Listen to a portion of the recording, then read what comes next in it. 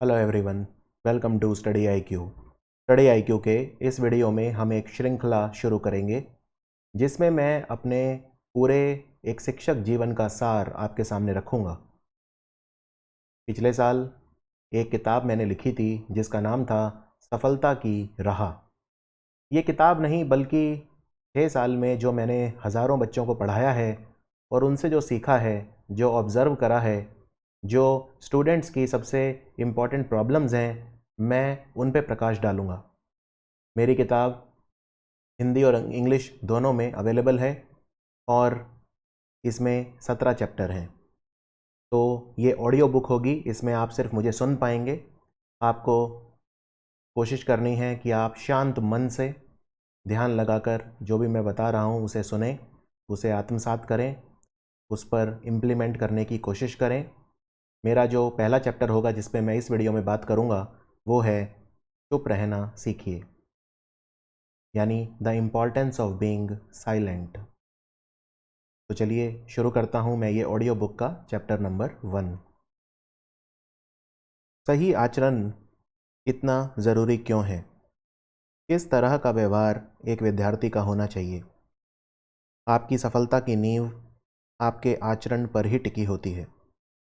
सबसे पहला गुण जो आपको अपने अंदर धारण करना है वो है चुप रहना सीखना। जितना चुप रहोगे उतनी ऊर्जा बचेगी, उतना ही दिमाग में अन्य बातों के लिए स्थान बनेगा। चुप रहने से दिमाग की प्रक्रिया तेज हो जाती है।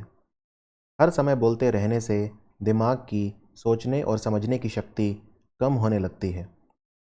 अपना दोस्तों का दायरा कम करो। ज़्यादा रिश्तेदारों से मत मिलो। बहुत ज़्यादा सामाजिक कार्यक्रम जैसे शादी, जन्मदिन आदि में सम्मिलित मत हो। इससे आपका समय भी बचेगा और ऊर्जा भी बचेगी। एक सूत्र आपको देता हूँ।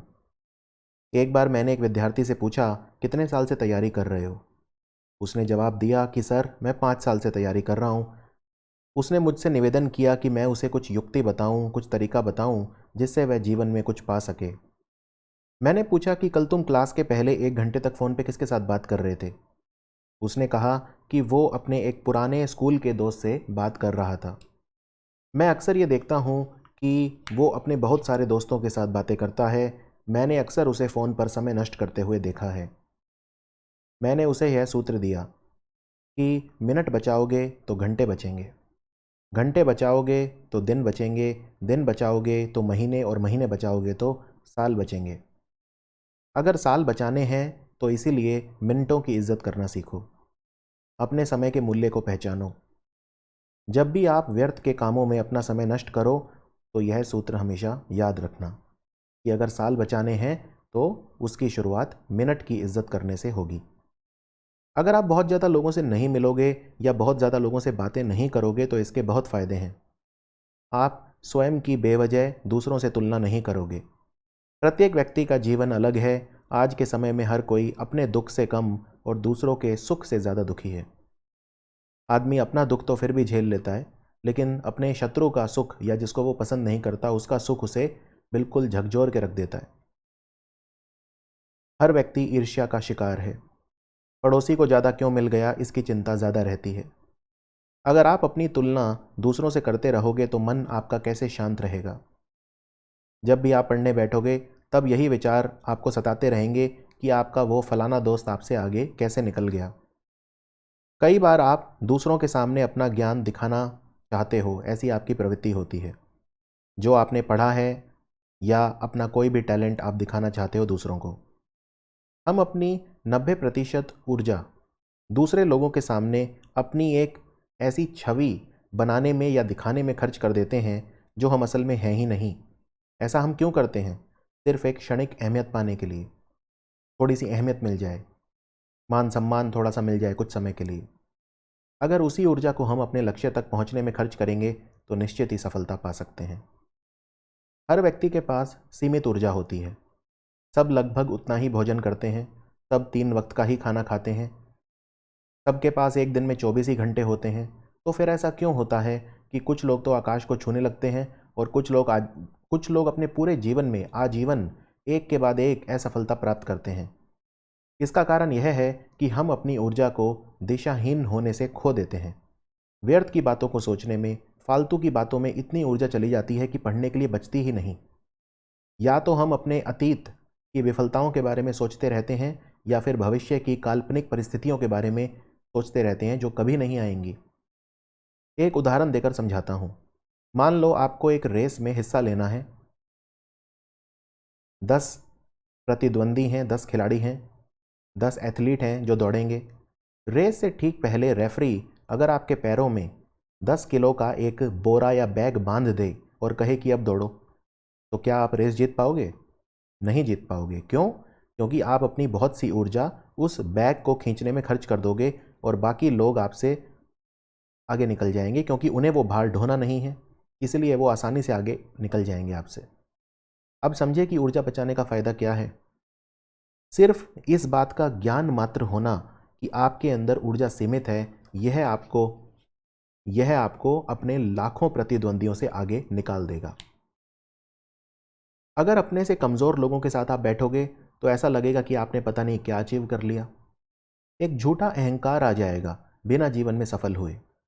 कई बार आपका मन करेगा कि दूसरों को दिशा दिखाओ। इस सब में भी आप अपनी ऊर्जा खर्च कर दोगे व्यर्थ में। इसका एक उदाहरण देता हूँ। मान लो एक चाय का कप है, उस कप में कहीं से कुछ बूंदें आ गई। अब वो कप, उसको अभिमान हो गया कि पता नहीं वो कितना भर गया। तो उस कप का मन हुआ कि बाकी चाय के कपों को भी दान करने लगे, उन्हें भी कुछ बूंदें दे। तो उसने क्या किया, अपने निकट के कुछ कप हैं उन्हें आमंत्रित किया और उनमें अपनी कुछ बूंदें डाल दी। काफ़ी सेटिस्फैक्शन हुई उसे कि देखो मैंने दूसरों की मदद कर दी। लेकिन जब वो कप घर गया, उसने अपने आप को आईने में देखा, दर्पण में देखा, तो वह देखते ही उसके होश उड़ गए। वह दंग रह गया। वह अंदर से पूरी तरह सूखा था। अपनी सारी बूंदें तो उसने दूसरों को दे दी। दरअसल आप सब उसी कप की तरह हैं। आप दूसरों को ज्ञान बांटते घूम रहे हैं, बहुत जल्दी सूख जाएंगे उस कप की तरह। निष्क्रिय महसूस करेंगे, अंदर से खालीपन महसूस करेंगे। तो फिर सही तरीका क्या है? एक कप को अपने आप को इतना भर लेना चाहिए कि वह ओवरफ्लो कर जाए। तब उसमें बहुत पानी भर जाएगा, तब वह पानी उसमें से निकलकर दूसरों तक पहुंचेगा।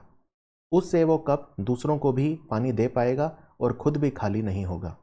और सबसे बड़ी बात, उस कप को दूसरों के पास, दूसरे कपों के पास जाना भी नहीं पड़ेगा। उसमें से पानी ओवरफ्लो करके दूसरे तक पहुंचेगा। अपने आप को इतना ज्ञान से भर लीजिए कि आपका ज्ञान बहकर दूसरों तक पहुंचे, आपको दूसरों को दिखाना ना पड़े।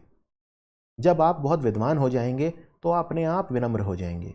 दूसरे लोगों के पास आपको बहकर आपका ज्ञान पहुंचेगा, आपको किसी के पास जाना नहीं पड़ेगा, कोई दिखावा नहीं करना पड़ेगा। आपके व्यक्तित्व में उस ज्ञान की आभा अलग ही दिखेगी।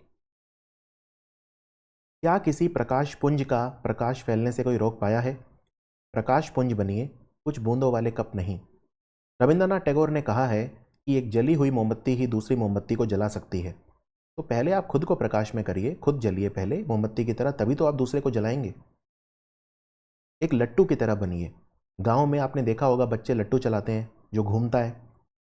आप कभी ये नोटिस करिए कि जब लट्टू अपनी सबसे ज़्यादा गति पर होता है तो ऐसा लगता है जैसे एकदम रुका हुआ है। उसी तरह आपको होना चाहिए।